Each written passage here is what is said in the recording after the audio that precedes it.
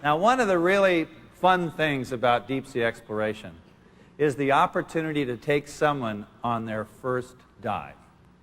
Our little submarine over here carries 3 people, a pilot, myself, and in many, many cases, someone who has never dove in their life.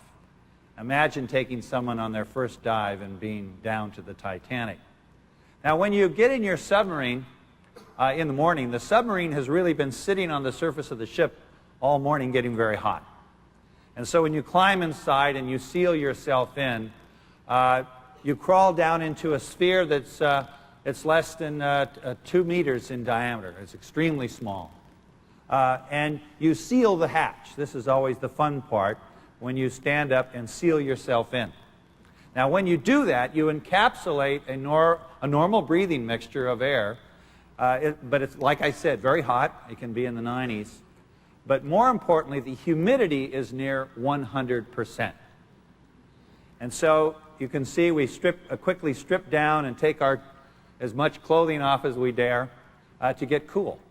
And then they throw the submarine into the ocean, and you sort of waller around for a few minutes while you're getting permission to flood your air tanks and begin your descent.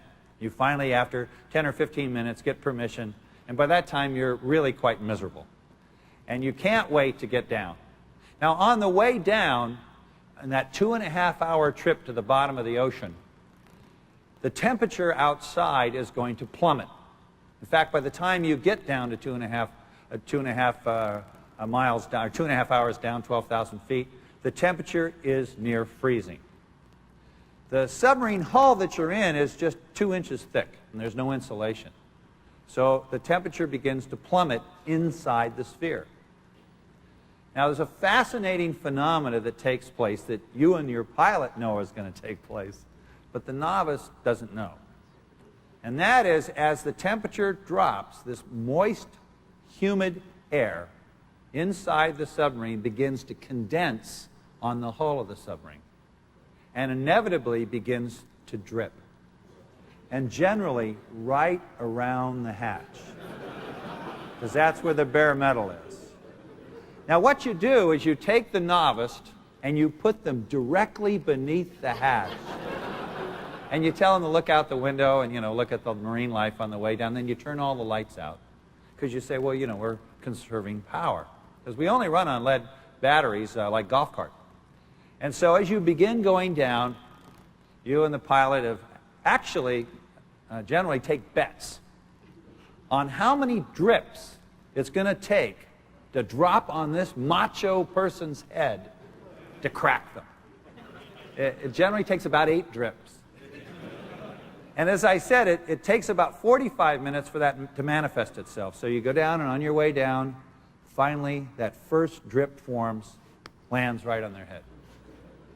Then the next drip, third drip. By the 8th drip, they're searching for a flashlight. And they get the flashlight and they start looking up in the ceiling, and sure enough, there's the dripping around the hatch. Now, if they were cool, they would take the water and they'd lick it.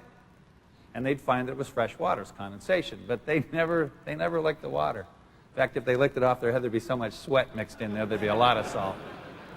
And finally, after several minutes, they clear their throat and they go, I don't want to be an alarmist, but has any of you noticed that there's water coming in around the hatch? And our response is, oh my God, we're going to die. And that's the initiation to go to the bottom of the ocean. Now, my interest in deep-sea diving really came from when I was going to school to learn that the largest mountain ranges on Earth are beneath the sea. In fact, the largest feature on the Earth is a great mountain range called the Mid-Ocean Ridge.